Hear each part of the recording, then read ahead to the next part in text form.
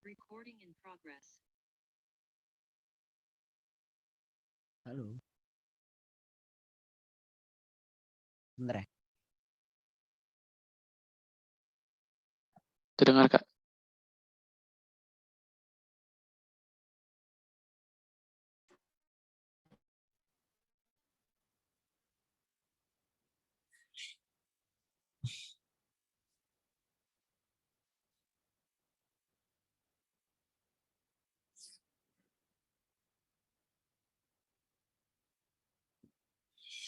Eh, jadi Assalamualaikum warahmatullahi wabarakatuh.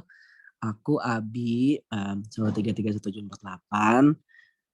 Sama ada Reski juga, NIM lamanya 1331766, NIM barunya 233210006. Akan sedikit banyak memberikan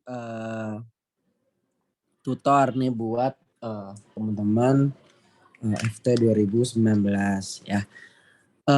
Ini aku akan bahasnya UTS yang tahun lalu. Jadi nomor 1 sama nomor 2 tuh aku yang jelasin, ini nomor 3 Reski. Karena nomor 3 nih agak-agak mentally challenging gitu. Oke, kita mulai aja ya. Jadi nomor 1 itu yang tahun lalu tuh ditanyain siklusnya auto sama diesel gitu. Jadi yang pertama ditanyain adalah apa sih yang standar? Standar itu adalah kayak working fluidnya udara, close loop, habis itu perlakuan gasnya tuh seperti gas ideal gitu. Habis itu kalau misalnya prosesnya internalnya reversible, habis itu jadi kan kalau misalnya aktualnya ini ada gambarnya nih, udah aku gambar di sini. Aktualnya tuh adalah air sama fuel atau bensin. Nah itu nanti jadi combustion products gitu. Jadi tapi kalau yang idealnya adalah heatnya tuh dari external source gitu. Itu yang ideal. Nah yang exhaustnya yang ideal juga yang aktual tuh juga diganti sama heat rejection. Itu yang proses yang ideal seperti itu. Nah kemudian ditanya lagi perbedaan antara siklus real dan siklus ideal Otto gitu. Jadi siklus ideal Otto itu siklusnya tertutup, penambahan kalori instan, adiabatik, pembakaran sempurna, tidak ada pumping work, tidak berfriksi, dan tidak ada rugi-rugi kalor. Nah yang kedua, nomor 2 itu soalnya ada sebuah siklus Otto dengan rasio kompresi itu 8. Habis itu dikasih tahu juga kalau tekanan P1-nya tuh 95 dan T1-nya itu 27 derajat atau 300 Kelvin. Nah, kemudian ada Qin nih, Qin-nya 750 kilojoule per kg. Itu kita disuruh gambar diagram PV dan TS-nya. Habis itu kita juga disuruh nge-state tekanan dan temperatur di setelah penambahan kalor. Habis itu networknya dari sistem, kemudian efisiensi thermal, habis itu MEP atau mean effective pressure dari siklus. Nah, kita hitung dulu, diketahui kan 8 P195 kPa, T1 7 atau 300 Kelvin, habis itu Qin-nya 750 kilojoule per kg gitu. Asumsinya adalah R standar, ditanyanya diagram PV dan TS, tekanan 600 setelah penambahan kalor, output kerja net system, efisiensi thermal, dan MMP siklus. Nah jadi ini diagram PV dan TS-nya itu kita mulai berarti dari 1, 2, 3, 4. Nah, jadi 1, 2 itu isentropic compression, 2 ke 3 itu constant volume heat addition, habis itu 3 ke 4 itu adalah isentropic expansion, dan 4 1 itu kembali constant volume tapi ini heat rejection. Sebenarnya yang diagram TS juga sama aja ya, cuman mungkin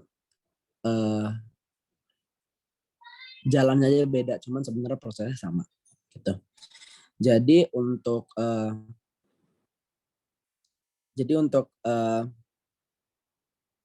yang nomor 2, penambahan temperatur tekanan dan temperatur setelah penambahan kalor. Itu tuh nanti kalian langsung buka tabel A17 yang ada di buku termo paling belakang, atau enggak di internet langsung cari aja ideal gas properties of air A17. Nah, nanti kalian langsung lihat A17 untuk data 300 Kelvin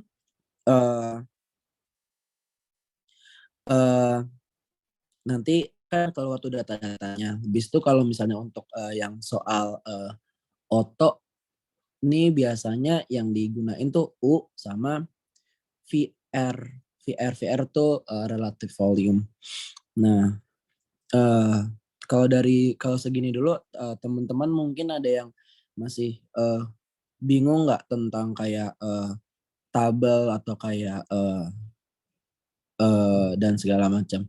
Untuk kayak bisa dapat angka segini tuh dari mana gitu. Ada yang masih bingung nggak kalau misalnya baca tabel?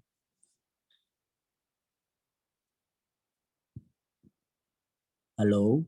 Kalau nggak ada yang bingung aku lanjut. Aman Kak, aman. Oke, nggak ada ya kalau misalnya itu tabel udah semua. Oke, terus dari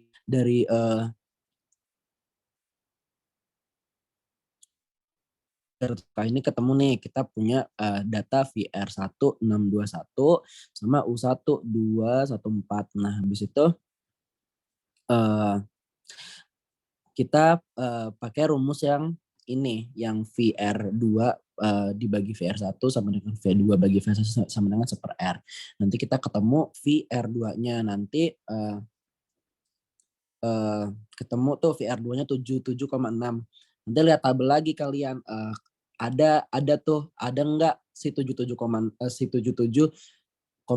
ini di VR-nya langsung. Kalau misalnya ada langsung dipakai aja. Cuman kalau misalnya nggak ada, misalnya angkanya di antara 2 angka gitu, ya udah kalian harus kalkulasi dulu daripada kalian pakai kalkulator saintifik atau kayak pakai Excel. Ya pakai Excel bisa sih kalau udah otomatis. Cuman kalau aku sih selama ini pakainya, selama SET pakainya ini.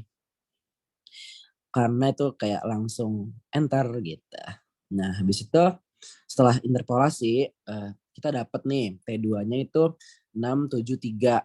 Nah, dan dapat juga interpolasi juga untuk cari U. Jadi ketemu U2-nya tuh 491,228. Nah, kemudian kita pakai rumus si ideal gas ini yang PVT ini. Nah, udah dapat untuk P2 tuh 1705,136 kilopascal. Habis itu, nah ini yang dicari temperatur dan tekanan setelah heat addition kan. Nah, udah key in sama dengan U3 min U2, nanti ketemu U3-nya berapa. Nah, habis ketemu U3-nya berapa, kita balik lagi ke tabel A17 untuk kita nyari si T3 sama VR3-nya. Nah, T3 ketemu nih, udah 1538,69698 ya, kalau dibenerin 1538,7 Kelvin lah ya gitu. Nah, P-nya juga ketemu, P3-nya pakai si rumus ideal gas ini. Nah, udah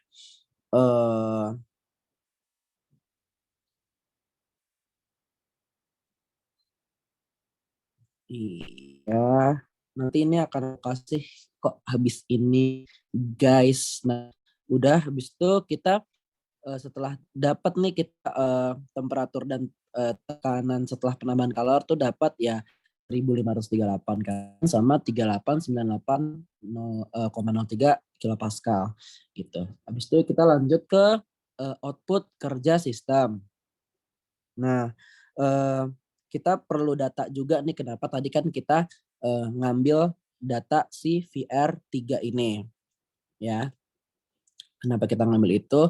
Karena kita butuh data itu lagi untuk ngelanjutin ke proses 3 dan 4 gitu. Nah, jadi dari data VR3 dan data R kita bisa dapat data VR4. Kita lihat tabel lagi buat cari data T4 dan U4 gitu. Kalau udah dapat, nanti kita tinggal Q out sama dengan U4 min U1, kita dapat Q out-nya. Sedangkan worknet itu adalah Q in min Q out. Nah, itu kita dapat worknet-nya sebesar 392,2 kilojoule per kilogram. Habis itu untuk efisiensi thermalnya, worknet dibagi Q in. Kita dapat efisiensinya 52,309% gitu. Nah, kemudian MEP ini apa sih? Kayak MEP adalah berarti worknet dibagi selisih terjauh dari volume silinder gitu. Nah, kita kan karena nggak punya data V2 ya, jadi kita pakai data V1 aja, kita cari pakai ideal gas. Habis itu kita mainnya di V1 dan R aja, kita nggak perlu data V2. Nah, setelah itu V1 kita dapat kayak rumus ideal gas, dapat 0,9063 meter per meter kubik per kilogram. Habis itu MEP-nya jadi dapat 494,712 kPa. Nah, ini nomor 1 nih udah segini aja. Ada yang mau ditanyain dari penjelasan nomor 1? Bagian 1, bukan nomor 1.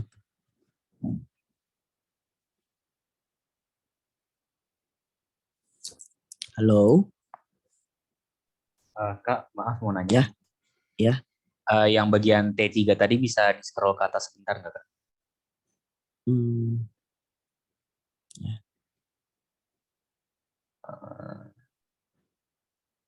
Jadi T3 ini dapatnya dari tabel, karena kita udah punya U3 kan. Oke. Tadi sempat ke-skip bentar. Makasih, Kak. Oke. Ada lagi? Untuk nomor 1 ada yang tanyain lagi? Kak mau nanya. Ya. Kalau itu kan pakai U ya. Sebenarnya pakai H juga bisa ya? Oh ya, bisa. Bisa pakai H juga sebenarnya. Sebenarnya tadi kan yang udah aku jelasin ini kan datanya banyak kan. Cuman kayak kalau di buku biasanya banyaknya pakai U. Jadi kayak ya udah aku pakai U. Cuman kalau misalnya emang pakai enggak, lebih ke ini sih sebenarnya kenapa aku pakai U. Karena key in dan key out-nya aku ngitungnya pakai U kan. Cuman kalau misalnya kalian yang pakai H sih sebenarnya nggak apa-apa karena aku pakai U. Jadi aku prioritasnya di U sama di VR aja. Sebenarnya kalau misalnya kalian mau pakai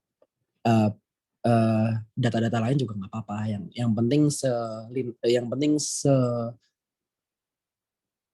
cocok sama si temperatur yang ingin kalian nanti cari besok gitu.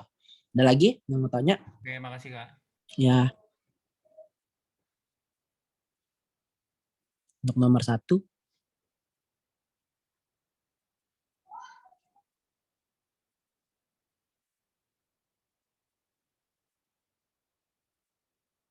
Lima, 4, Punten.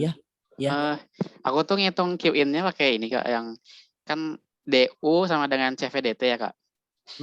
Nah, aku jadi pakainya Q-in itu CV dikali T3 min T2. Ya. Nah, T2-nya udah tahu kan. Terus dapat T3. Nah, T3-nya itu dapatnya cukup beda jauh gitu Kak. Kalau misalkan kamu gimana itunya?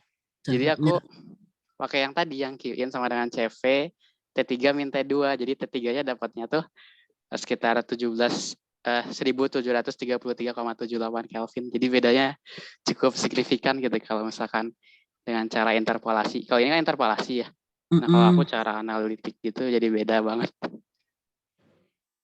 Bentar ya. Kalau dari Reski ada tanggapan nggak, Res? Kalau misalnya Bentar. aku, iya. Kalau Sorry, misalnya, boleh scroll ke atas nggak, Bi? iya. Tadi nggak ini, nggak merhatiin dari awal, sorry. Mm-mm. Ini siklus apa sih? Siklus Otto. Atau Mm-mm. diagramnya yang mana ya? Bi, ada nggak di sini? Ada. Oh, bentar.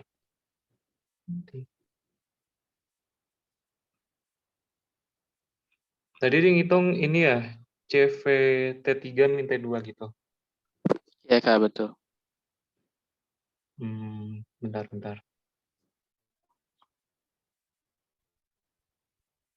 Bentar ya, mikir bentar. Kenapa bisa beda?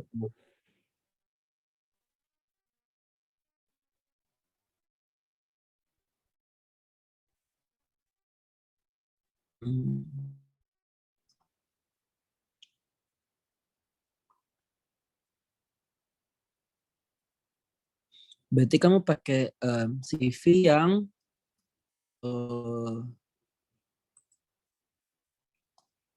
Maaf Kak, di soalnya ada dibilang volume enggak? kenapa? Di soalnya volumenya nggak dikasih tahu ya Kak? Enggak. Emang Oh, mungkin ya, yang EAN tuh kan kalau misalkan QN, CV, T3 kurang T2 kan QIN-nya kan dalam bentuk ini ya, KJ per KG ya. Sementara ini udah KJ per KG, nama konstan. Ya harusnya udah sama sih. Iya. Oh bisa beda Iya ya? Kak. Jadi beda gitu. Tadi aku pikir dia KJ doang gitu. Iya. Udah KJ per KG.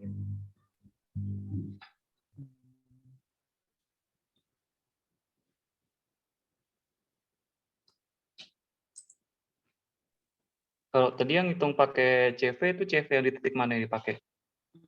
Nah itu juga pengen aku tanya tuh. Oh, yang ini Kak. Saat titik 1 berarti. Iya.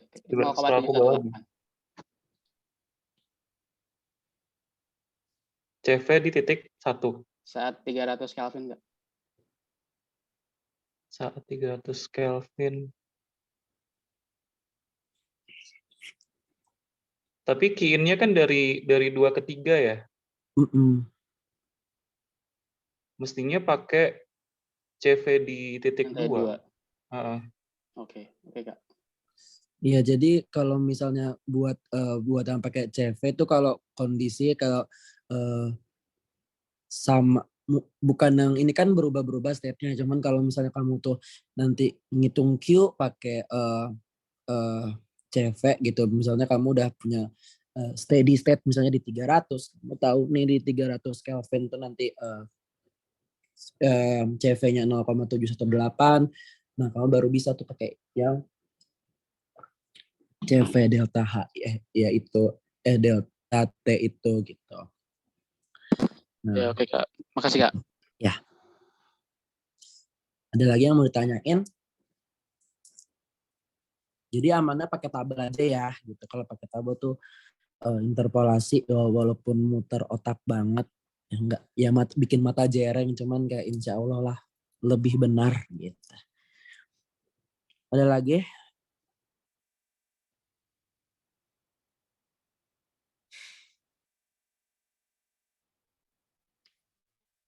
Lima, 4, 3, 2, 1. Aku lanjut ya. Ini lanjut. Tadi pertanyaannya nomor 3. Oke. Siklus diesel, apa yang dimaksud sama cut off ratio? Jelaskan pengaruhnya terhadap efisiensi siklus diesel. Nah, jadi cut off ratio itu adalah volume silinder setelah dan sebelum combustion proses. Efeknya kalau cut off ratio naik, efisiensinya turun. Nah, sebenarnya ada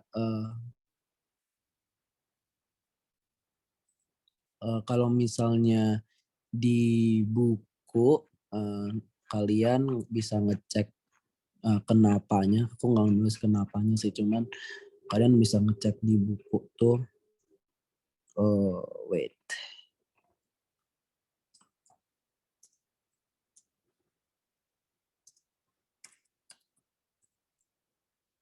Kalian bisa ngecek di buku. Kalau misalnya di buku channel itu halaman 500. Ini channel yang edisi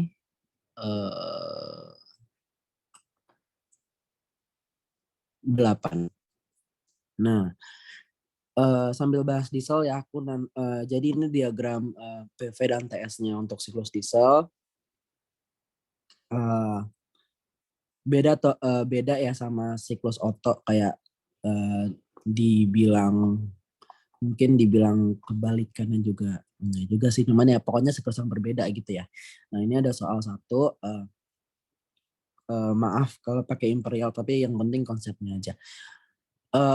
Jadi ada siklus diesel, compression rasanya itu R-nya 18, RC-nya itu 2, cut off ratio 2. Habis itu untuk kondisi awalnya tuh ada tekanan di 14,7 PSIA, habis itu T1-nya di 80 Fahrenheit atau 540 Reamer, habis itu V1-nya itu 117 inci kubik gitu. Ditanya temperatur dan tekanan di setiap proses, habis itu network dan efisiensi thermal, kemudian MP. Nah, kalau yang ini karena ini kalian lihat tabel lagi yang A2 kalau untuk kondisi prerequisite-nya ya, ibarat kata. Cuman karena ending imperial, yang metrik juga sama sebenarnya, cuman beda angkanya aja nanti. Terus dapat nih CP, CV-nya dan K-nya gitu. Kemudian yang pertama ditanyain temperatur dan tekanan di setiap proses. Habis itu proses kita nentuin dulu sih volume di masing-masing itu ya, masing-masing state gitu. Kita punya V1 117, kalau mau cari V2 kita bagi R, mau cari V3, V2 kita kaliin RC, dan V4 sama dengan V1. Nah, ketemu angkanya masing-masing, kemudian proses kedua itu adalah isentropic compression, itu specific heat-nya konstan. Nah, ini perhitungannya yang pakai pangkat-pangkatan K-1 yang kayak di termo dulu. Nah, ketemu T2-nya tuh di 1716 Reaumur, kemudian P2-nya ketemu di 841 PSIA. Nah, kemudian proses ketiga itu ada constant pressure heat addition, itu adalah itu P1 dan P3-nya sama, jadinya tetap di 841 PSIA. Kemudian pakai PVT, kita ketemu T3-nya di 3432 Reaumur. Kemudian proses 3 ke 4 itu ada isentropic expansion, itu specific heat-nya juga konstan. Nah, pakai rumus yang isentropik yang dulu di termo juga, dapat T4-nya itu 1425 Reaumur dan P4-nya itu 38,8 PSIA. Kemudian kita cari network. Nah, ini karena pakai imperial jadi ribet ya gitu. Tapi kalau misalnya pakainya metrik, sebenarnya yang 1 feet dibagi 1728 in kubik ini nggak usah. Jadi kayak nggak usah dilihatin lah. Tapi yang ini aja, yang PV, RT aja, nanti kalian dapat masanya. Nah, di sini aku dapat masanya tuh 0,0498 lbm.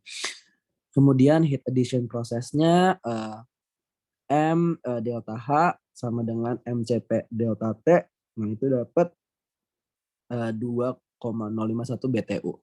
Nah, kemudian heat rejection prosesnya MCV delta T dapat 0,754 BTU. Kemudian netnya WNet-nya tuh key in min key out dapat 1,297 BTU, kemudian efisiensi thermalnya dapat 60 work net dibagi QN itu dapat 63,2%.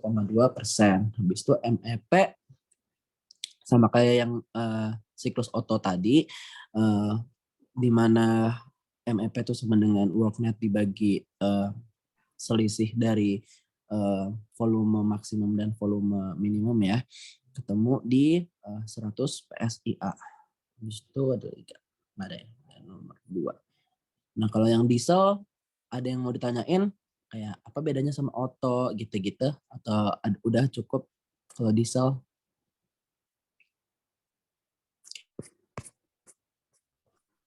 Kak mau nanya Kak, boleh scroll ke bawah lagi nggak di bagian Q out di Ya. paling bawah. Itu kan kalau yang Q in itu M kali H 3 min H2. Itu kalau Q out-nya emang pakai U ya berarti? Beda. Kenapa? Kan kalau di atasnya Q in tuh tadi M kali H 3 min H2 ya? Iya. Kalau yang ke Q out M-nya kali U4 min U1. Iya. Gitu. Beda. Oh ya. Okay. Oke. Iya.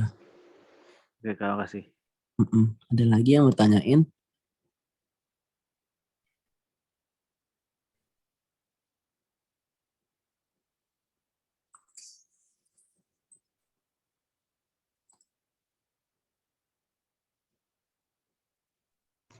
Ada yang itu enggak? Bedanya siklus Otto sama siklus diesel tuh di mana sih? Gampangnya gitu. Apa yang beda? Cut off, Kak. Apa? Ada rasio cut off-nya kalau diesel.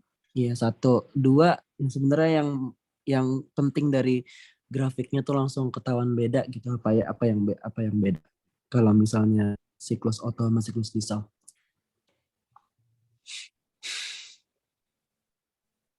Kalau Otto ada awalannya, Kak. Kenapa? Kalau Otto ada awalannya. Kalau diesel? Enggak. Langsung ke siklus. Oke. Ada yang oke, itu juga bisa sih. Cuman kalau misalnya yang lebih nyantar itu yang ketahuan banget. Pokoknya kalau misalnya yang diesel itu TS diagramnya itu untuk diesel itu adalah pas dia, kalau diesel itu P-nya yang konstan, pressure-nya yang konstan pas di diagram TS. Kalau misalnya Otto tadi volume yang konstan di diagram TS ya. Itu yang perlu diingat-ingat sama teman-teman. Kalau misalnya itu bedanya sih di situ yang paling nyantar. Jadi kalau misalnya jangan sampai besok ditanya ditanya siklus Otto tapi teman-teman nanti makainya P yang konstan, nanti jadi salah semua. Jadi nanti hitungannya jadi siklus diesel gitu, siklus, iya kebalik siklusnya, jadi nanti salah gitu. Oke, ada lagi yang tanyain untuk nomor 1 dan 1,5 ini? Kalau cukup kita lanjut ke siklus Brayton. Kamu nanya, Kak? Oke, boleh. Bukannya diesel itu P konstan sama V konstan ya, Kak? Diesel ya. Bawahnya yang V konstan. Maksudnya yang tadi kan aku ngomongin di diagram TS kan. Diagram TS-nya tuh kalau di diagram TS P-nya yang konstan. Kalau misalnya si diesel. Udah, kalau Otto kita lihat lagi ya, coba di diagram TS tuh V-nya yang konstan. Itu juga beda kan itunya, grafiknya. Apa namanya? Grafik dari si diesel di bawah. Cuman biasanya tuh yang ditanya tuh diagram TS. Jadi kayak aku tadi nekannya di situ gitu. Diagram TS-nya kalau misalnya Otto tuh V yang konstan, kalau diagram diesel itu pressure yang konstan. Ini Kak, maksudnya itu Yang satu bagian 2 ke 3-nya itu konstan. Terus yang dari 4 ke 1-nya itu kalau nggak salah V konstan. Sampai 4 ke 1 ya, 4 ke 1 V konstan ini di diagram PV, tapi ya kita bisa lihatnya.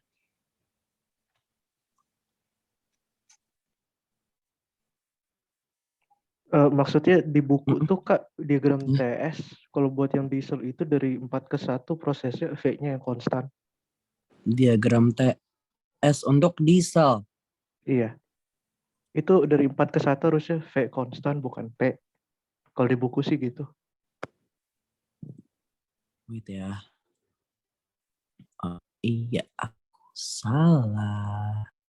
1, 2, 3, 4. 1, 2, 3, 4. Ini diesel. 1, 2, 3, 4. P konstan, P konstan, V konstan. Nah gitu ya. Nah itu bedanya. Oke, thank you. Dah. Oke, ada lagi. Kasih ya, dikasih tahu. Jadi sama-sama belajar.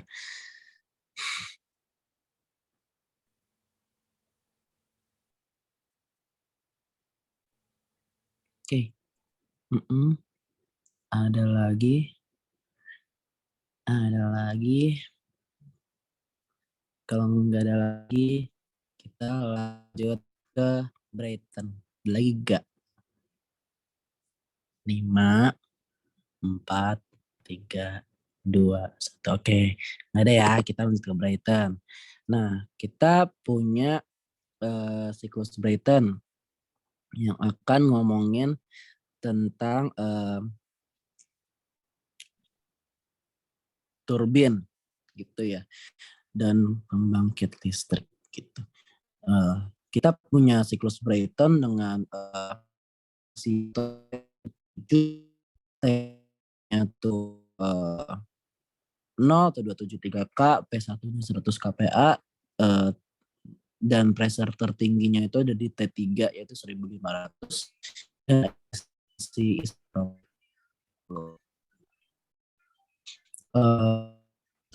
sebenarnya bisa dicari di tabel A2, tapi ini kalau di soal nih, ini ada yang salah. Ada yang salah ini, ada yang salah ketik, harusnya ini bukan itu ya, bukan 0,718. Kalau R-nya harusnya 0,278 gitu. Jadi ini adalah diagram TS-nya dan diagram PV-nya gitu.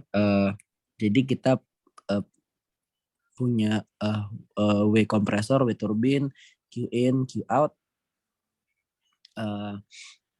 Di state-nya masing-masing. Nanti kalau misalnya di diagram TS, nanti kalian make sure untuk tambahin yang pertama itu 273 ditulis di sini. Ditulis di sini, nanti ditulis sini, sama yang tertinggi 1500 juga ditulis di sini nanti ya. Oke. Terus ini diagram PV-nya. Kalau misalnya besok ditanya, siapa tahu yang ditanya diagram PV bukan diagram TS-nya. Kalian gambar nanti kayak gini aja. Oke, jadi daya keluarannya tuh kita punya daya keluaran 150 megawatt.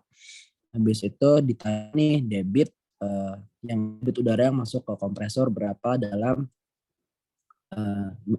meter kubik per second. Jadi proses 1-2 tuh isentropic compression itu pakai rumus yang kayak tadi yang di atas. Nanti kita ketemu T2 476,013 Kelvin. Kemudian nanti kemudian kita lanjut ke proses 3-4 isentropic expansion lagi pakai rumus yang sama, kita dapat T4. Nah, kemudian kita dapat T4, T4-nya itu kita dapat 860,269 Kelvin. Nah, efisiensi isentropik tadi kita dapat 0,9. Efisiensi isentropik itu juga eh, berarti kepakainya di prosesnya si 1 2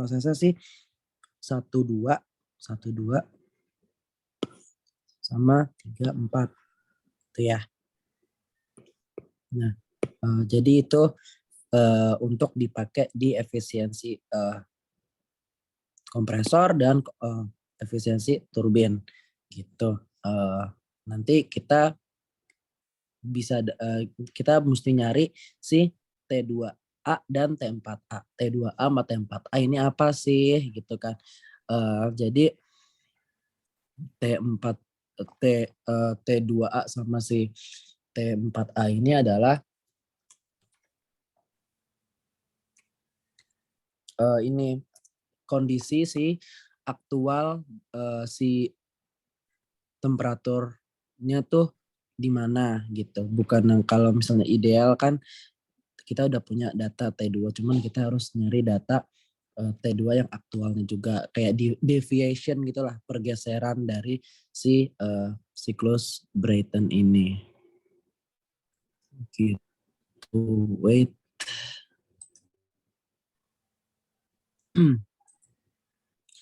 Nah, habis itu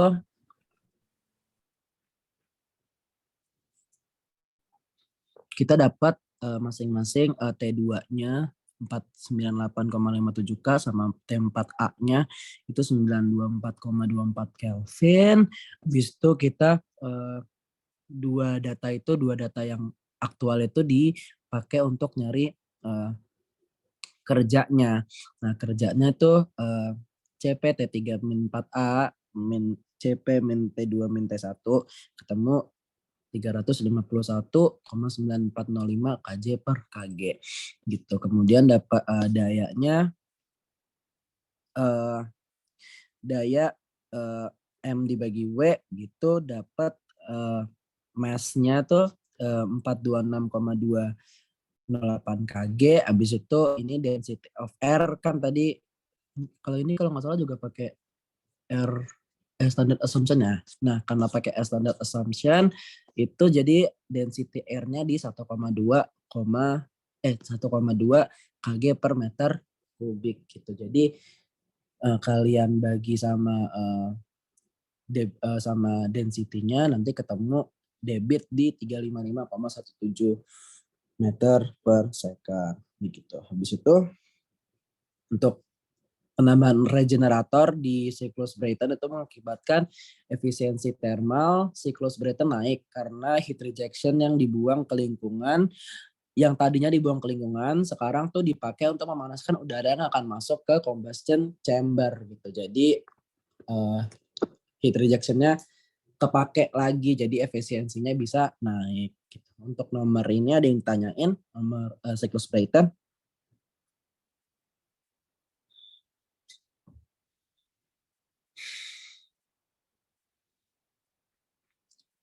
Kalau misalnya siklus Erikson dan Stirling sih 2 atau 3 tahun nggak keluar ya, atau turbin jet. Jadi kayak aku kayaknya besok juga nggak keluar sih. Pokoknya yang di PR aja lah. Ya juga Brayton doang sama si. Iya, boleh. Yang itu kan kompresornya kan punya efisiensi 90%. Kalau Brayton tuh bukannya pakai kompresor sama turbin ya? Turbinnya nggak dikasih tahu efisiensinya. Itu tuh jadi yang nggak, itu tuh bukan efisiensi isentropik, tuh adalah efisiensi waktu proses isentropik. Jadi di kompresor pool juga, di turbin juga kita. Jadi sama-sama 90%. Tapi itu yang di pertama cuma tulisannya kompresor digunakan untuk efisiensi isentropik 90%. Iya, cuman si itunya sih sama sih gitu. Kalau misalnya zaman dulu dikasih tahu sama Pak Ramadan gitu, sama. Si efisiensi isentropik berarti pas saat proses isentropik efisiensinya segitu. Kalau lihat di soal-soal lain itu dikasih tahu sih Kak Iya. Dikasih tahu Dua-duanya beda gitu. ada bedanya. Turbin segini, kompresor segini gitu. Kalau dilihat. Kalau nggak dikasih tahu gimana ya? Asumsinya sama apa turbinnya 100% gitu? Mungkin nggak? Kalau misalnya efisiensinya 100%. Sebenarnya ada soal yang 100% sih. Aku cari dulu. Wait.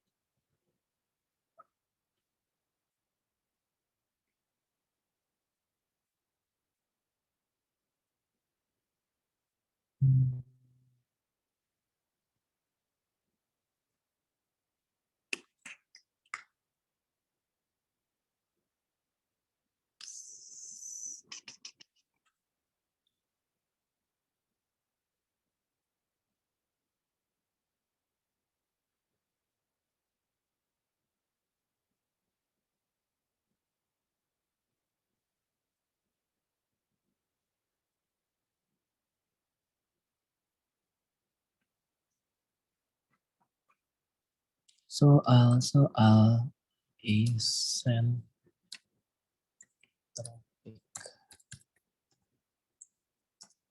efficiency.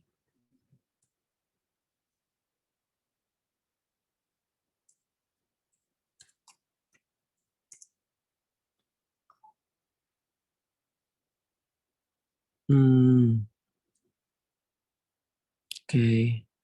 Ada lagi gak ya? Waduh, banyak banget.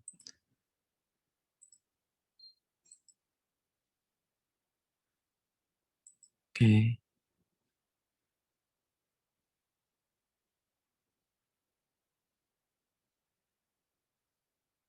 Oke.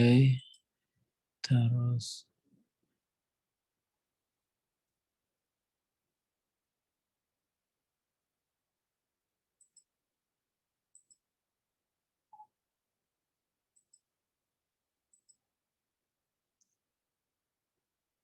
oh iya sih benar, ada yang disebutin, ada yang emang di state kalau sama. Mungkin kalau misalnya data cuman satu gitu ya, berarti samain aja. Berarti kalau misalnya menurutku sih, soalnya data C itu tuh harus ada sih dari soal. Kalau misalnya emang beda ya.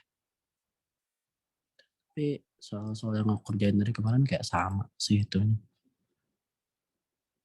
Iya. Kayak yang nomor kayak yang nomor di buku nomor 91E tuh. Itunya dibilang sama. Oke, sih. Itu sih. Ada lagi?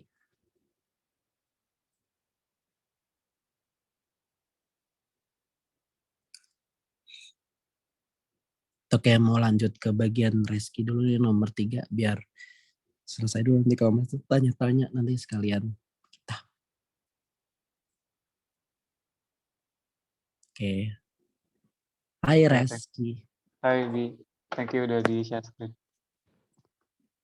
Oke,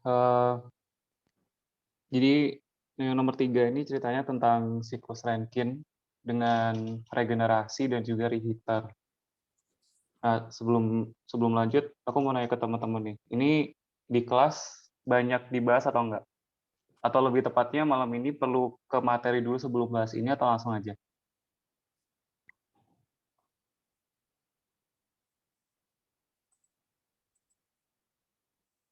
Kalau nggak ada tanggapan, aku lanjut bahas nggak ke materi gimana? Oh, ada chat. Materi dulu aja. Oh, materi dulu. Oke. Kalau materi, bentar deh, kayaknya ini share screen, tapi ntar kalau nggak jelas bilang aja ya, soalnya aku dari HP ini, laptopku rusak. Oke. Aku itu dulu, stop dulu ya.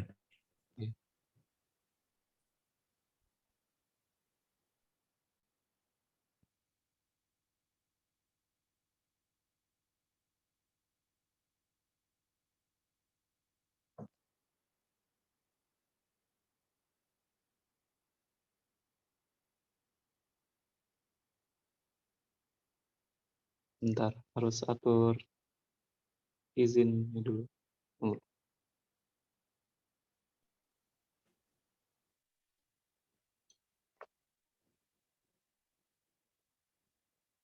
Udah kelihatan belum ya? Sudah. Oke. Jadi bicara soal Rankine yang dengan regen atau reheat itu kita berbicara tentang meningkatkan efisiensi dari siklus Rankine. Siklus Rankine itu banyaknya dipakai di pembangkit listrik ya. Kalau Brayton tadi itu kalau nggak salah banyaknya dipakai di mesin jet kayak gitu. Nah jadi ini di channel edisi pokoknya tahun 2014 itu di halaman 561 kita bisa menemukan cara-cara meningkatkan efisiensi siklus Rankine. Kalau mungkin buat teman-teman yang lupa ya, siklus Rankine itu diagram TS-nya kayak gini. Sorry, ini yang aktual. Nah, kayak gini. Jadi dari titik 1 itu dia keluar dari kondenser.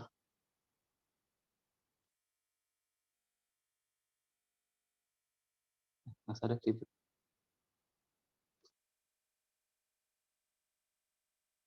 Jadi titik 1 itu dia keluar dari kondenser.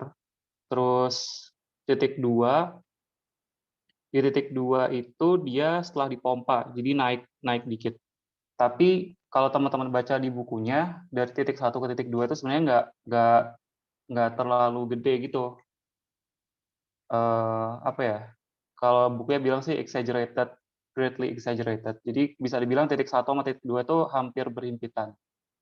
Nah, terus dari titik 2 ke titik 3, titik 2 ke titik 3 itu dia mulai masuk boiler, di mana di titik 2 itu kan fasenya compressed liquid ya. Jadi kayak benar-benar liquid itu mau diubah ke fase uap sepenuhnya di titik 3 atau superheated. Nah, kemudian di titik 3 dia melewati turbin kan, habis lewatin turbin dia masuk ke titik 4. Di titik 4 itu dia berupa mix antara liquid sama vapor kayak gitu. Nah, sekarang bagaimana cara meningkatkan efisiensi thermal dari sistem tadi? Yang pertama kita bisa menurunkan tekanan dari kondenser. Jadi kan kita tuh mau jarak dari 3 ke 4 ini kan setinggi-tingginya ya. Gimana caranya? Berarti kan bisa kita menaikkan 3 atau kita menurunkan 4 gitu kan. Nah, sekarang kalau untuk yang lowering condenser pressure, ini kita berbicara bagaimana menurunkan titik 4 kayak gitu. Buat teman-teman yang lupa mungkin ya, jadi ini diagram TS. Terus kalau garis hijau-hijau itu yang bentuknya kayak gini, nah ini garis constant pressure. Ya, jadi dari 1 aksen, 4 aksen itu tekanannya lebih rendah daripada 1 ke 4. Ya intinya sama, kita pengen jarak 3 sama 4 itu sejauh mungkin gitu. Karena kan untuk menghitung keluaran turbin kan kita menghitungnya gimana? H3 dikurang H4 kan. Berarti makin besar selisih H3 sama H4, itu keluaran turbinnya makin gede. Nah, itu yang pertama. Tapi di sini pun dia menimbulkan masalah untuk yang lowering condenser pressure. Apa? Jadi yang pertama, keluaran di titik 4,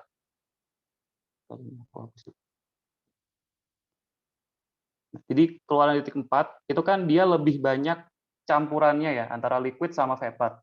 Nah, itu bisa ngerusak turbin. Karena turbinnya maunya ketika keluar turbin dia fasenya masih sebisa mungkin kalau bisa uap gitu ya. Tapi dengan menurunkan tekanan kondenser ini, dia jadinya banyak ada cairannya kayak gitu. Itu efek yang pertama. Efek kedua apa? Efek kedua karena titik 2 ini bergeser ya. Jadi penambahan kalornya itu makin banyak. Karena dia lebih turun kan. Ya, itu efeknya. Oke. Sampai sini ada pertanyaan nggak? Kalau ada langsung disela aja ya. Yaitu cara pertama. Cara kedua, bagaimana kita mau perbesar selisihnya? Yaitu dengan ya kita tarik aja gitu, titik 3 ke titik 3 aksen. Jadi dari sini kita naikin ke sana, kayak gitu. Caranya ya dengan dipanasin lebih gitu. Tapi masalahnya sekarang ini di bukunya bilang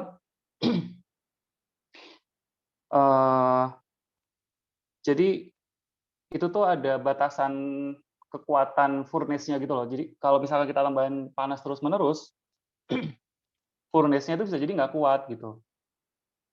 Itu efeknya untuk yang kita nambahin temperaturnya. Nah, terus cara ketiga itu adalah dengan menambah tekanan dari boilernya. Jadi awalnya yang tekanannya di bawah sini, ini kita tarik ke sana. Kayak gitu. Nah, tapi di sini pun juga sama, masalahnya sama kayak nomor 1. Apa? Jadi moisture content-nya nambah. Awalnya di sini udah mepet uap gitu ya. Udah mepet uap, terus ditarik ke sini makin banyak cairannya kan, itu ngerusak turbin. Nah, caranya gimana supaya kita bisa memanfaatkan 3 strategi ini tanpa memberikan efek samping, istilahnya kayak gitu. Nah, itu diakalinya pakai yang mau kita bahas ini sekarang. Yang pertama ini tentang siklus Rankine ditambah dengan fase reheat. Apa itu fase reheat? Jadi kita langsung ke diagramnya aja ya. Nah, ini ketika sudah ditambah reheat. Nah, ini dari heating. Jadi di sini kita pakai 2 turbin.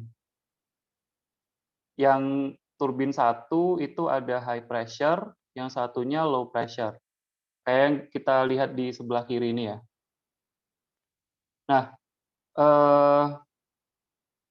bagaimana cara reheat ini bekerja? Jadi kalau kita lihat,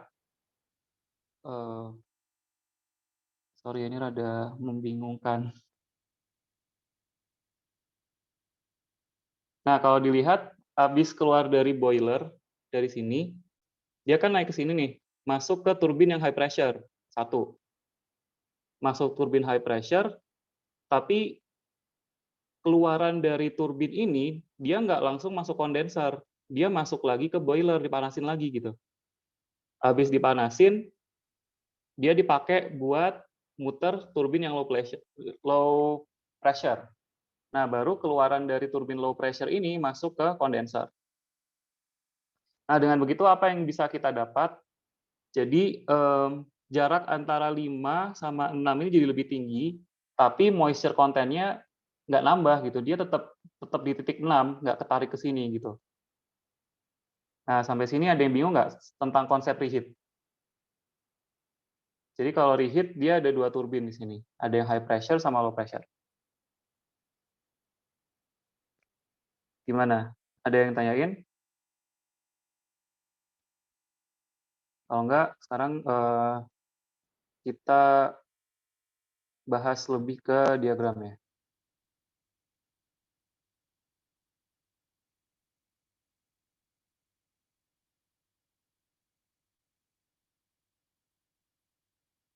Kak, pengen nanya tentang reheating ini, Kak. Oh iya, boleh. Gimana? Untuk reheating ini ada nggak sih batas berapa kali kayak kita bisa ngereheat uapnya gitu? Pertanyaan bagus. Jadi di bawah ini dia bilang sih kayak sebenarnya kita bisa menambahkan reheat sebanyak mungkin gitu ya supaya moisture content-nya lebih berkurang gitu, atau enggak TA average-nya biar lebih stabil di sini. Nah, tapi ternyata dari perhitungan, kalau misalnya kamu hitung terus-menerus ya, karena turbin 1, 2, 3, dan seterusnya, penambahan efisiensinya itu nggak sesignifikan itu. Jadi nggak worth it sama biaya nambah turbinnya kalau misalkan diaplikasiin. Kalau nggak salah 2-3 itu cukup apa ya. Ntar coba dibaca lagi di penjelasan ini. Ini, a third reheat stage would increase the cycle efficiency by about half of the improvement attained by the second reheat. Jadi kayak udah naik setengah, terus di setengahin lagi, jadi 1/4 naiknya. Jadinya nggak linear, kayak gitu. Kejawab nggak kira-kira? Oh ya, jadi batasnya itu cuma masalah ekonomis aja gitu berarti. Terima Iya, kasih. benar. Terima kasih, Kak. Oke, kita bisa lanjut ya. Nah, terus mungkin yang ditulis di buku ini kita highlight gitu ya. Jadi P4, sorry. Jadi P4 sama dengan P5 sama dengan preheat. Tadi ingat ya, garis yang kayak gini ini adalah garis isobar. Artinya P4 dan P5 ini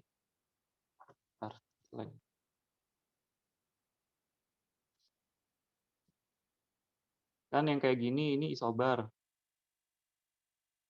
Jadi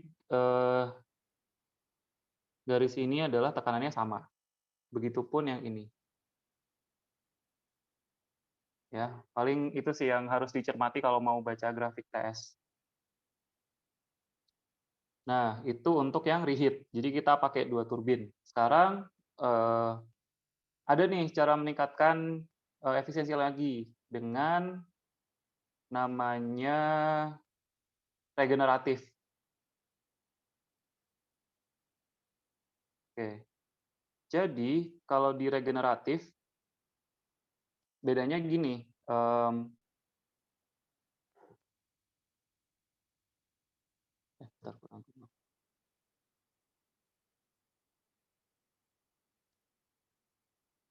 Nah, kalau regeneratif, keluaran dari turbin itu dipecah jadi 2.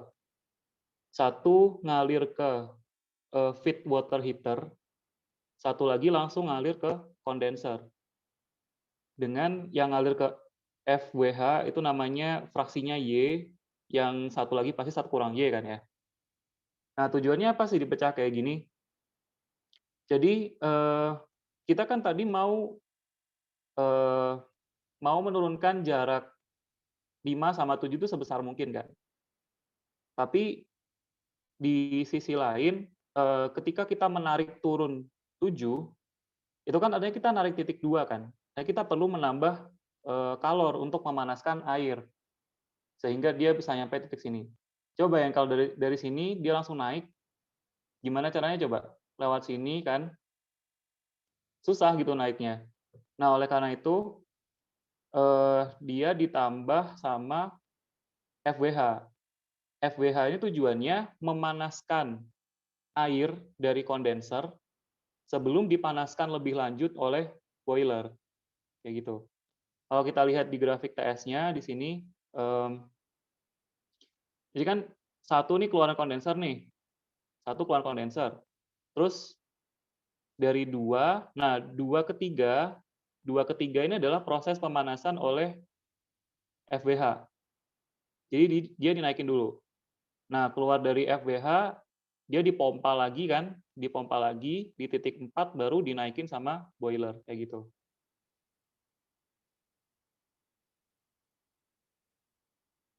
Nah, tujuannya ya supaya pemanasan oleh boiler ini nggak berat, karena kan dia udah di titik yang tinggi kan, di titik 4. Coba bandingin sama titik 2 kan jauh dia bedanya. Kayak gitu. Oke, untuk konsep regeneratif, ada yang mau tanyain nggak?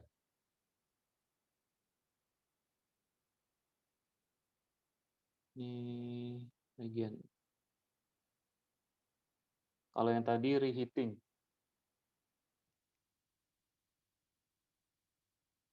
Nah gitu. Nah oke. Kalau nggak ada pertanyaan, kita bisa lanjut ke soal ya. Balik ke share screen-nya Abi kalau gitu.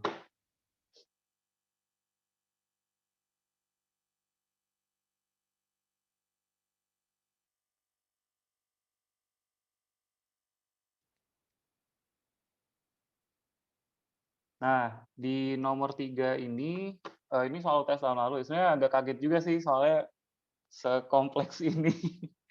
Soalnya 2 tahun lalu nggak kayak gini, tapi ya berdoa aja lah. Nah, ceritanya SET nomor 3 ini gabungan antara regeneratif sama reheating. Jadi kita pakai 2 turbin sama 1 FWH. Nah, Itu coba dibaca soalnya. Pada sebuah siklus Rankine ideal yang dilengkapi dengan pemanas ulang, reheater, dan regenerasi berupa pemanas air, itu buka ya maksudnya, terbuka, open feed water heater. Tekanan kerja boiler sekian, jadi data yang sudah diketahui di sisi kanan ya. Jadi P boilernya sekian, P reheatnya sekian, FWH dan lainnya segitu. Nah, terus coba scroll ke bawah B. Nah, itu diagram sistemnya. Ada boiler kan, keluaran dari boiler ngalir ke titik 5. Coba diperhatiin ya, daripada nanti ketinggalan terus bingung. Coba sekarang kita lihat boiler. Dari boiler, dia keluar ke titik 5 kan. Ya, dari titik 5 dia masuk ke turbin 1, high pressure turbin 1. Nah, dari turbin 1 dia diumpankan lagi ke boiler. Dipanasin lagi kan, dipanasin lagi, keluar ke titik 7, masuk ke turbin ke-2, low pressure. Nah, itu yang bagian reheating. Sekarang ya regeneratif. Kalau regeneratif tadi gimana? Keluarannya kan dipecahkan jadi 2. Nah, oleh karena itu, keluaran dari turbin 2 itu dipecah ke titik 9 dan titik 8. Di mana aliran uap yang mengalir ke titik 9 itu fraksi massanya sebesar Y, sedangkan yang keluar ke titik 8 itu fraksi massanya tentu saja 1 kurang Y kan. Yang ke titik 8 langsung ngalir ke kondenser, sedangkan yang titik 9 dia ngalir ke FWH untuk bantu panasin yang bawah gitu. Oke, scroll ke bawah Bi. Nah, ini adalah diagram TS-nya gitu ya. Yang ada bentuk spike itu bagian yang reheat, di mana tekanannya itu 10 bar. Jadi P6 sama dengan P7 10 bar. Terus mana lagi? Y titik 1, 2, 3, 4. Yang sebelah kiri kalau teman-teman lihat, itu adalah bagian regeneratif oleh FWH. Nah, itu udah ditulisin nama Abi soal angka-angkanya. Jadi P kondensernya sebesar 0,1 bar, kemudian PFWH-nya 60 bar, terus P boilernya sebesar 100 bar. Nah, terus di kanan tuh ada, coba diamatin, garis isobarnya apa aja.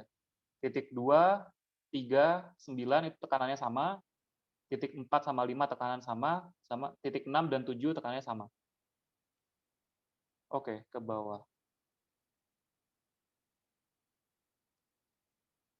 Oh, bentar. Jadi dari yang diagram dulu nih, ada yang tanyain nggak?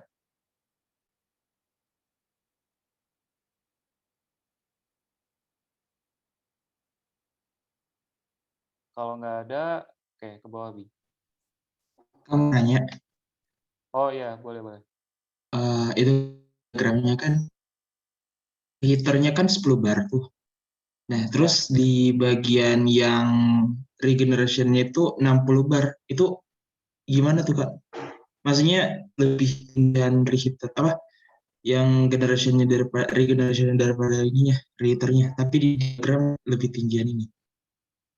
Iya, sebenarnya ini aku udah mikirin dari semalam sih. Emang aku gambarnya nggak apa ya, nggak bisa dibandingin sama angka gitu. Tapi sebenarnya masuk akal aja. Jadi harusnya 60 bar itu lebih ke atas, terus yang 10 barnya ada bawah gitu.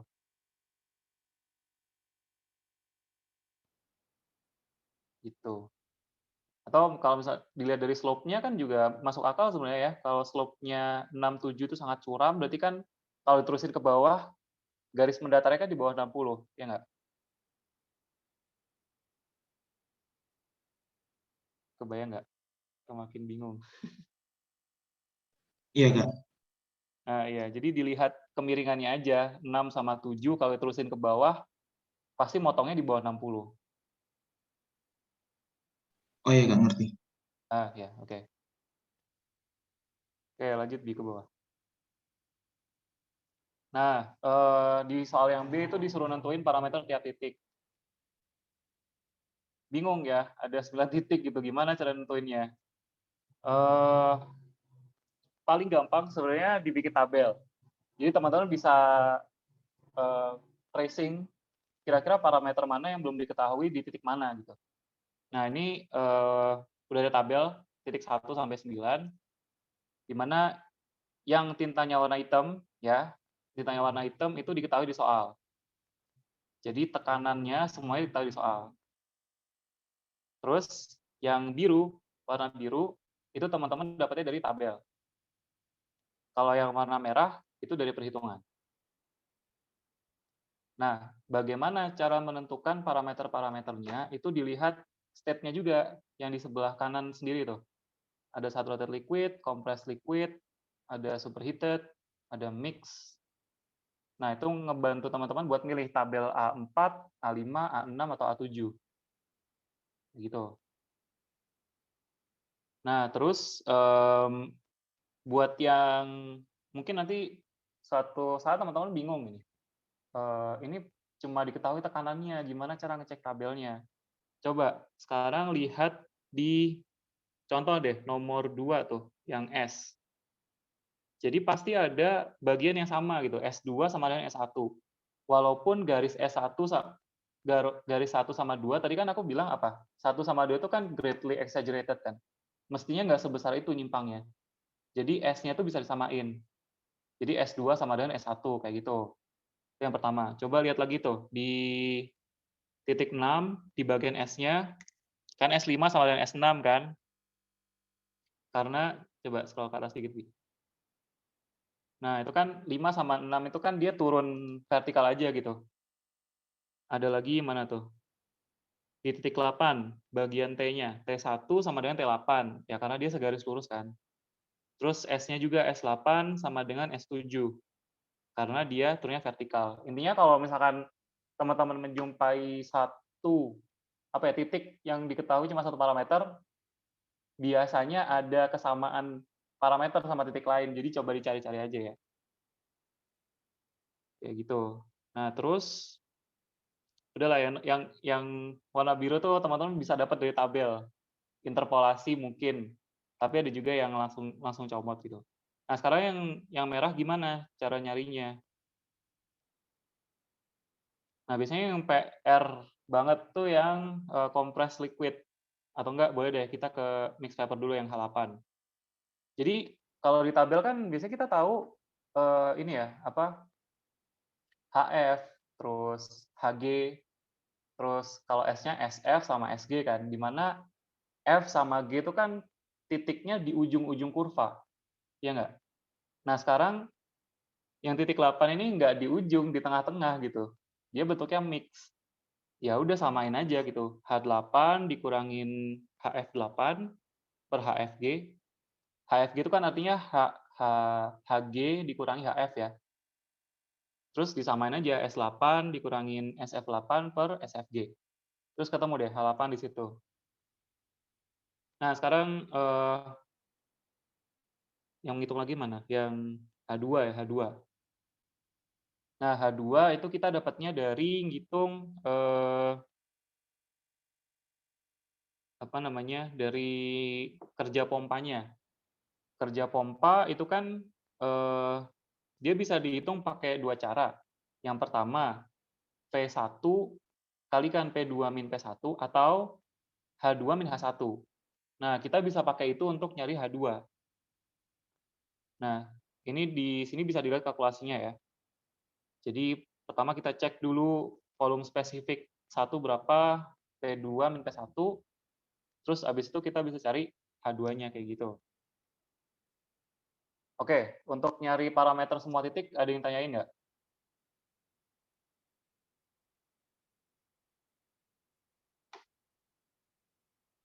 Ada chat satu. Oh, nggak ada.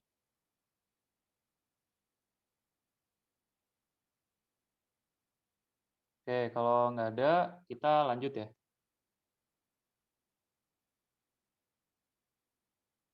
Nah, sekarang ditanya berapa nilai Y gitu kan.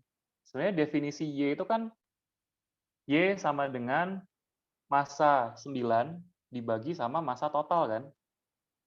Tapi ada cara lain sebenarnya menentukan Y tanpa kita mengetahui secara eksak nilai M9 dan M totalnya. Yaitu dengan kita meninjau FWH-nya. Karena FWH ini merupakan pertemuan titik yang dipecah, maksudnya fraksi massa sama yang utuh kan. yang titik 3 itu kan dia udah utuh. Sedangkan yang 9 sama 2 itu kan dia pecahannya kan. Jadi kita bisa lakukan analisis keseimbangan energi di situ, di mana jumlah energi masuk itu sama dengan energi keluar. Yang masuk berarti kan Y dikalikan H9 ditambah 1 min Y dikalikan H2 gitu kan. Sama dengan pasti totalnya ya H3. Dari situ kita bisa tahu Y-nya sama dengan 0,241.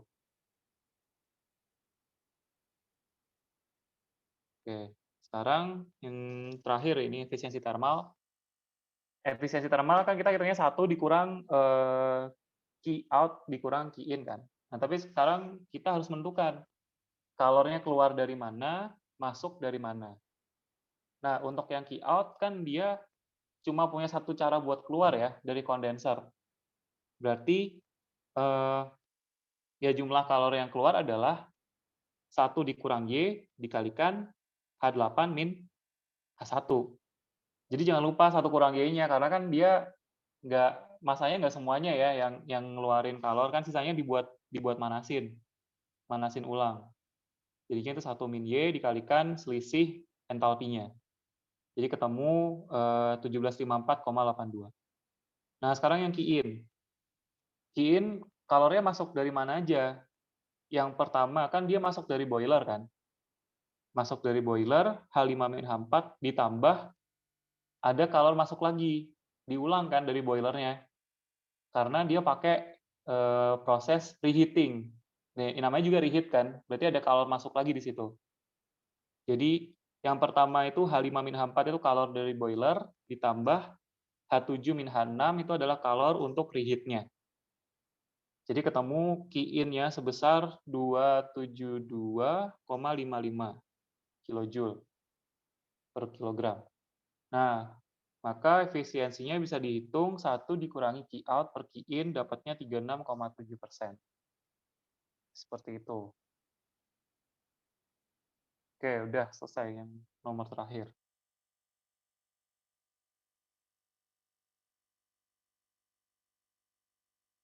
Aku balikin ke Abi. Ada yang mau ditanya lagi?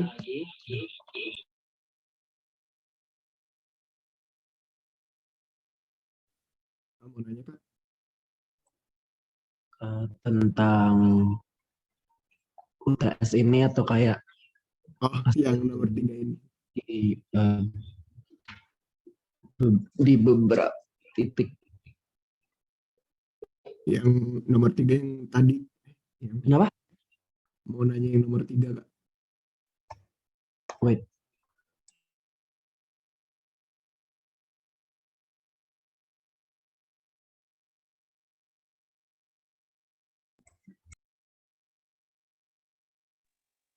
Nomor 3 yang ini maksudnya, yang rankin.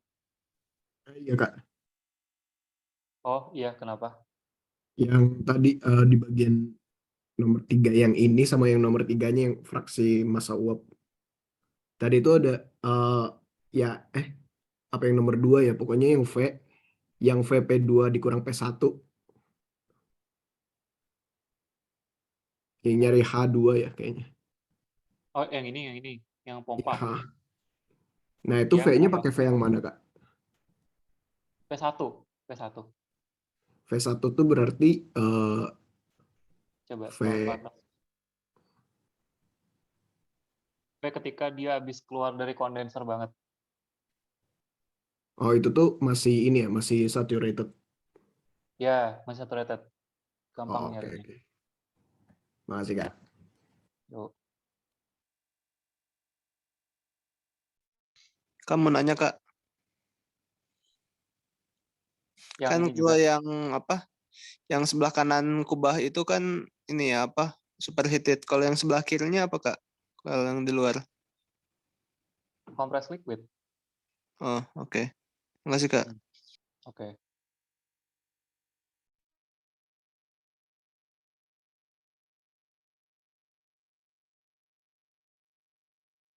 Kamu nanya kan? Iya. Sebenarnya cuman kepikiran aja. apakah bisa jadi reheatnya itu di setelah turbin yang kedua, terus yang turbin pertama itu masuk ke FWH atau nggak bisa?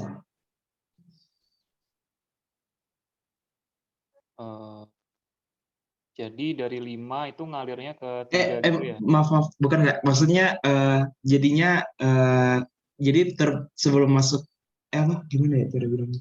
Jadi di sebelum turbin yang kedua itu dia terpecah belah dua gitu, Kak. Oh, jadi dari 6 itu ya ada yang ngalir ke Reheater. diagram TS-nya jadi. Jadi dari 6 itu dia ngalir ke 3. Iya. Oh, jadi mecahnya di 6 gitu ya? Iya, Kak. Itu maksudnya. Bisa nggak, Kak? Mecah di 6. Jadinya kalau di buku dia gantiin close FWH. Wah, atau jangan-jangan itu konsepnya open FWH ya? Bentar. Tunggu. Closed FWH.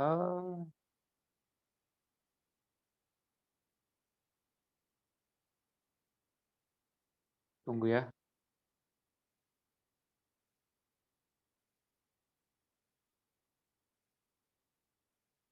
Oh enggak. Ini dari analisisku aja ya. Mungkin dari boiler langsung buat manasin ke air dari kondenser tentunya bisa ya kalau dipikir secara logika. Karena ketika dia keluar dari boiler kan pasti panas kan. Terus kita pakai buat manasin air dari kondenser. Nah, tapi apakah itu bukan pemborosan? Maksudnya itu bentuknya uap panas, ya. Apa nggak lebih baik diumpankan ke turbin? Jadi kayak masanya tuh utuh gitu loh yang masuk ke turbin, nggak sebagian. Nah, terus juga kalau misalkan kita mengumpankan uap panas ke air dari kondenser, nggak tahu sih aku mikirnya kayak waste aja gitu loh. Karena apa istilahnya dia kayak overpower gitu kalau buat manasin doang. Jadi mending diumpanin ke turbin. Kalau menurutku gitu sih. Kalau Abi mungkin ada opini lain.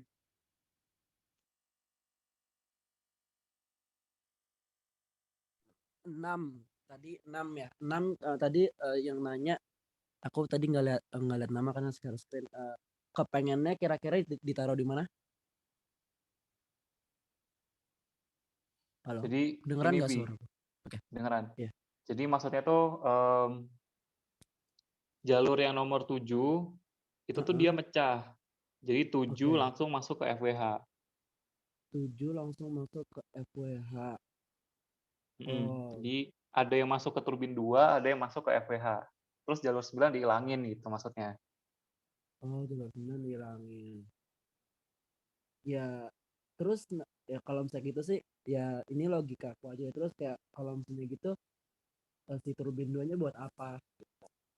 Kalau misalnya kayak gitu ya. Gitu. Kayak kalau misalnya boiler.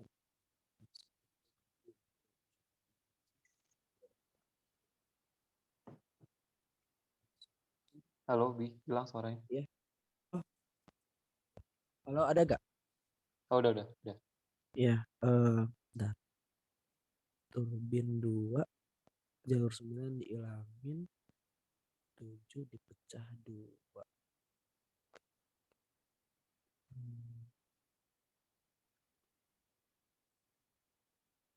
Tadi siapa yang nanya, sorry? Nggak sempet cek nama. Saya, Kak. Fikri. Fikri. Oke. Kalau menurutmu gimana, Fik? Oh iya, Kak. Masuk akal sih sebenarnya, Kak. Kalau ini. Kayak gitu. Soalnya jalur 7 tuh kan dia bentuknya masih uap kan, uap panas banget. Iya, Kak. Terus langsung dipakai buat manasin air dari kondenser kayak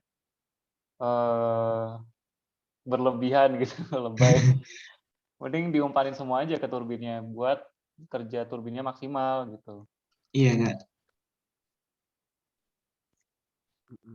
Sebenarnya dari tadi bingungnya karena ini sih Kak, karena tekanannya yang ini, yang reheater lebih rendah. Tekanan reheater. Oh, tadi jawabanku kurang ini ya, kurang. Oh enggak, bukan. Tadi sebelum ini, pas sebelum dibahas. Jadi kayak bingung gitu. Ternyata bisa kayak gitu. Iya. Makasih Kak.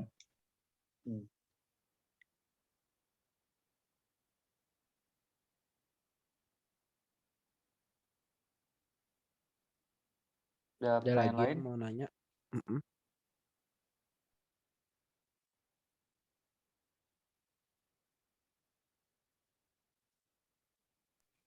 Kak boleh lihat yang ini delta P tadi. Nyari H2 ya? Iya. Itu yang sebelum delta P-nya apa sih Kak? Volume spesifik. Volume spesifik ya. Yang dapatnya tuh yang dari Volume spesifiknya siapa? Titik 1. Titik 1, air di titik 1. Jadi ntar ngeceknya di VF ya, jangan VG. Oh, VG mah di titik 8 ke kanannya lagi tuh.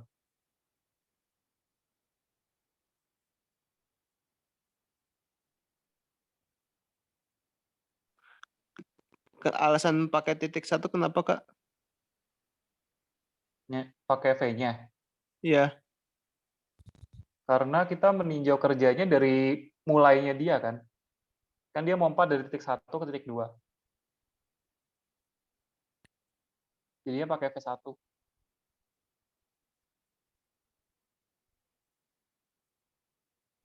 Oke Kak.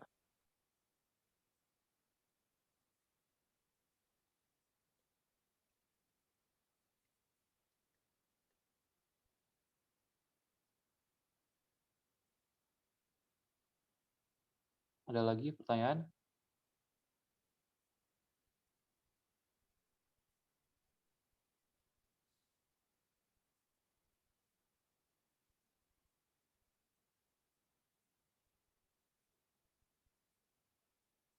Coba kalau misalnya aku yang mancing pertanyaan ya, Res ya.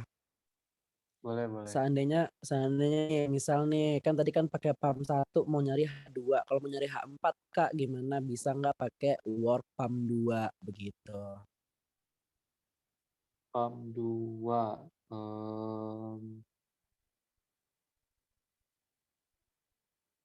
Work pump 2 tuh berarti dari ini ya, apa? 3 ke 4. 3 ke 4. Oh iya benar, 3 ke 4.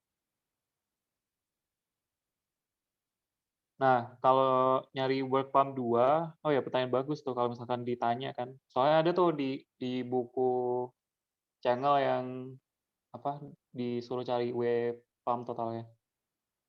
Nah, kalau pump 2 sebenarnya kita udah dipermudah soalnya di situ ada temperatur kan, temperatur udah diketahuin dua-duanya. Nah, konsekuensinya H-nya udah ketahuin dua-duanya. Ya udah tinggal H4 aja min H3. Yang nomor 2 itu kan karena minim data kan, udah fasenya kompres liquid di tabel nggak ada gitu. Ya udah satu-satunya cara ya lewat ini ngecek kerja pompanya. Kalau pompa 2 mah 3 ke 4 tinggal H4 min H3 aja selesai itu. Oh iya benar.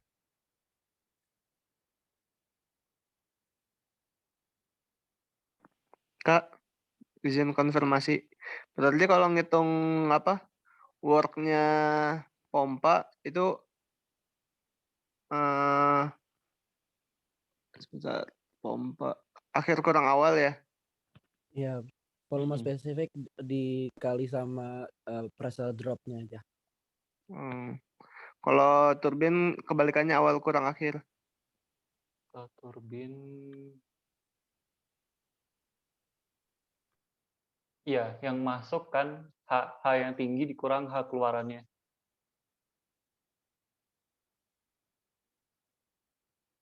Oke, Kak.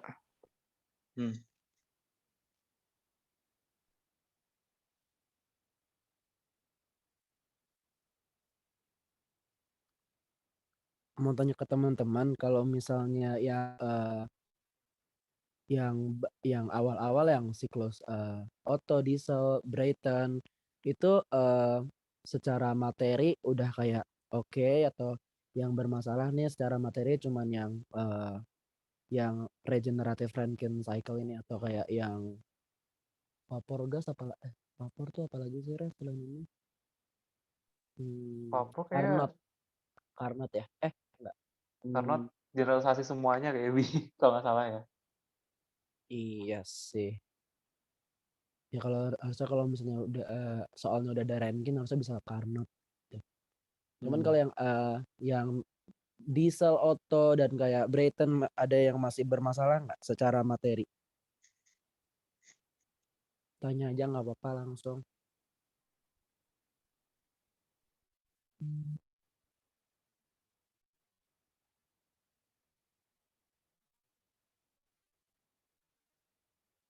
Tapi waktu dulu sih aku juga bermasalahnya sih di vapor sih. Kalau misalnya di gas nggak terlalu bermasalah. Dan mungkin kan ada yang beda-beda. Ini karena vapor materi terakhir kali ya buat semester ini, akhir semester ini. Iya. Akhir tengah semester. Jadi kayak belajarnya sedapatnya aja. Benar. Yang vapor. Oh iya Kak, mau nanya Kak? Iya, boleh ya, nomor berapa? Enggak, mau nanya yang terkait siklus-siklus tadi, itu tuh ntar di soal asumsi-asumsi yang diterapkan ada beda-beda gitu atau gimana ya Kak? Aku jawab atau kamu yang jawab, Pres? Ya kamu jawab yang gas aja deh, ntar jawab yang uap. Oke. Nah, kalau misalnya masalah asumsi-asumsi, kamu tuh paling gampangnya ya, kamu lihat di channel, kamu lihat itunya apa namanya, example dia pakai asumsi apa gitu. Biasanya tuh dia tuh pakai asumsi, nah yang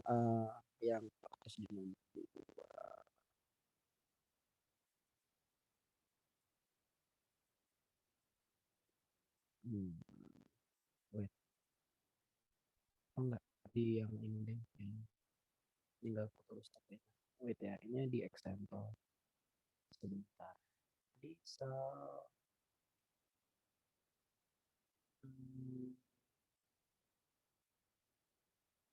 Nah, dia tuh biasanya pakai asumsi cold air standard assumption. Nah, habis itu dia energi kinetik sama energi potensialnya diabaikan gitu. Itu sih dua asumsi itu kalau misalnya untuk yang siklus gas ya, siklus gas. Nah, yang kayak jadi kayak di termo aja asumsinya steady state, habis itu cold air standard, habis itu sama energi kinetik sama energi potensial diabaikan. Itu sih kalau misalnya yang gas. Kalau yang vapor itunya apa nih, Res? Oh iya, sama sertain tabel, mau pakai tabel nomor berapa?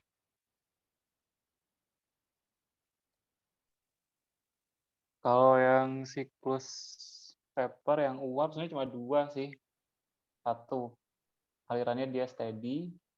Dua, energi kinetik dan potensial diabaikan. Udah, biasanya asumsinya cuma dua itu.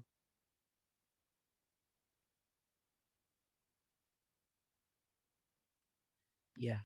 Sama kayak kasih tahu nggak sih, Res, itu pakai tabel nomor berapa aja kalau misalnya di setiap. Oh iya, tabel yang umum tuh A4, A5, A6.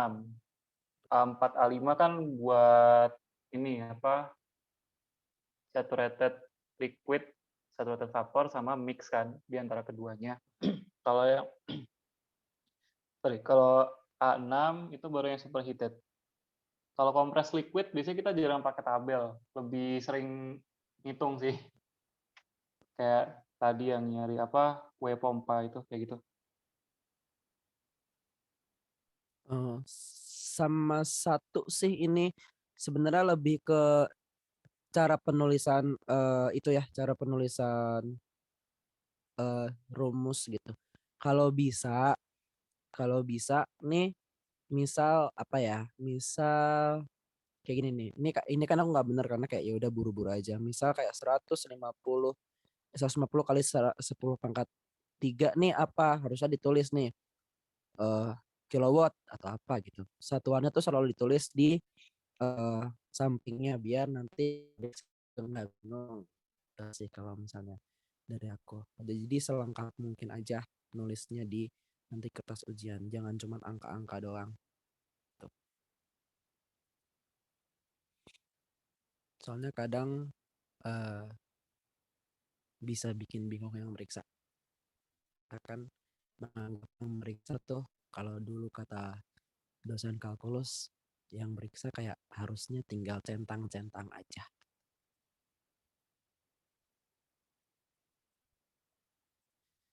Itu sih.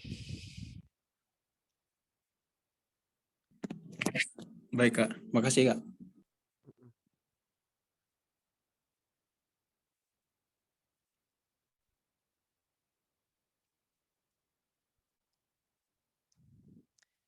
Kalau yang gas air standard assumption harus selalu dipakai ya.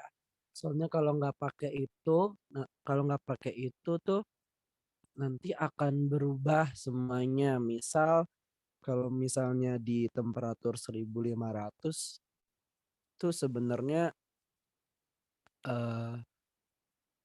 si density udara tuh nggak segitu. Harusnya lebih kecil lagi, jauh lebih kecil gitu. Jadi kalau misalnya pakai air standard assumption itu nanti jadinya perhitungannya tetap di density udaranya di 1,2.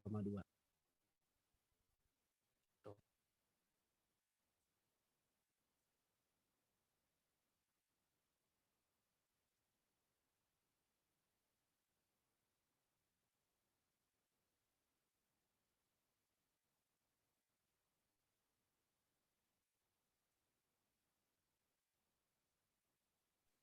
Ada Kak, lagi yang mau ditanyain ya? ini Kak, kalau untuk yang siklus gas itu teh apa namanya?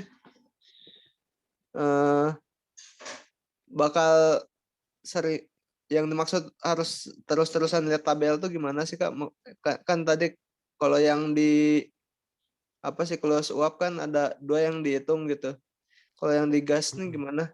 Apa yang harus apa kalau yang dimaksud terus-terusan mending lihat tabel gitu dibanding ngitung? Sebentar ya, aku mau buka tabel dulu. Bentar aku mau share stop screen dulu.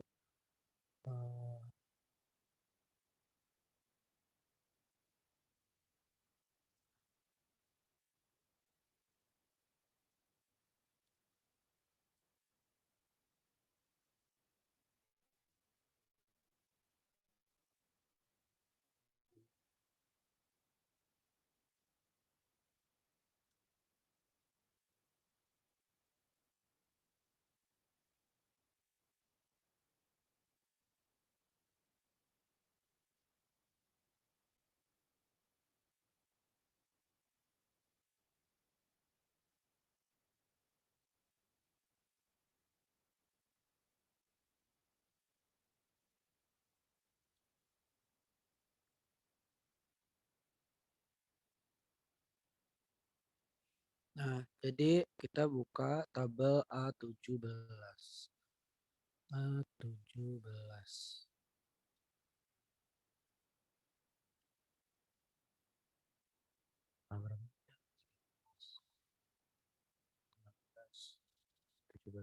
Tadi pertanyaannya tadi siapa, Irham ya?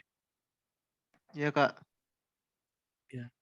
Jadi misal terus-terusan lihat tabel. Kenapa harus terus-terusan lihat tabel? Misal ya. Tadi kan misalnya di 300 ya. Kita bisa nemu nih di VR kita bisa nemu di 214,07. Nanti kita misal di soalnya tadi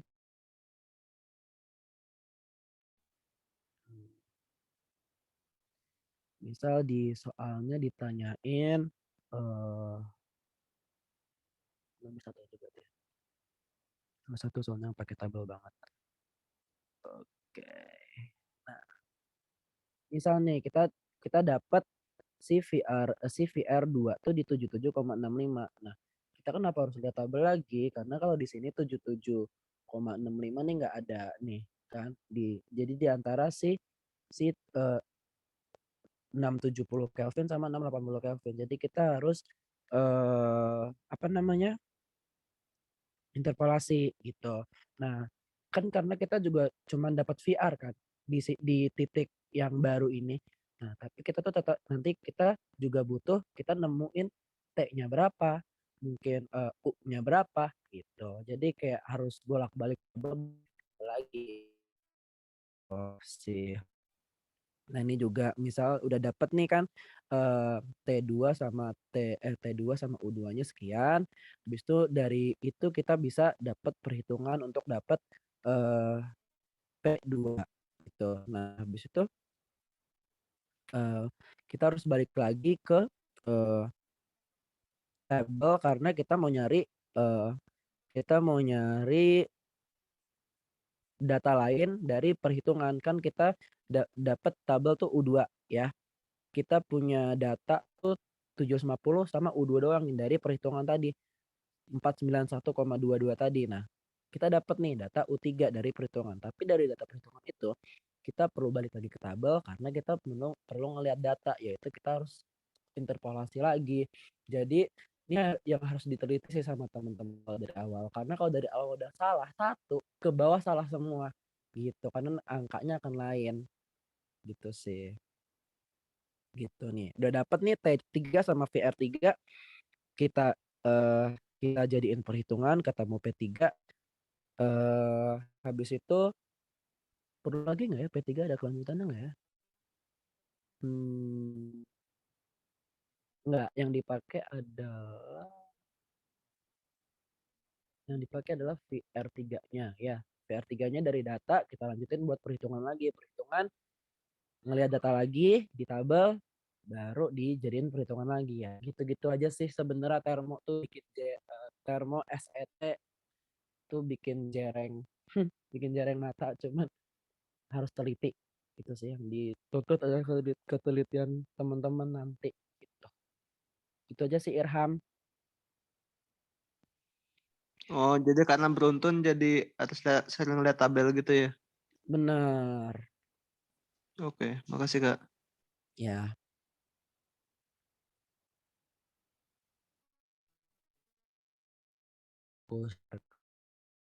Ini soal ini yang aku kerjain ini.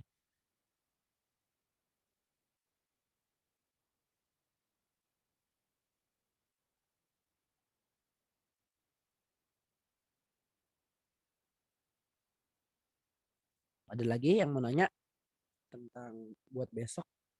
Kira-kira gimana?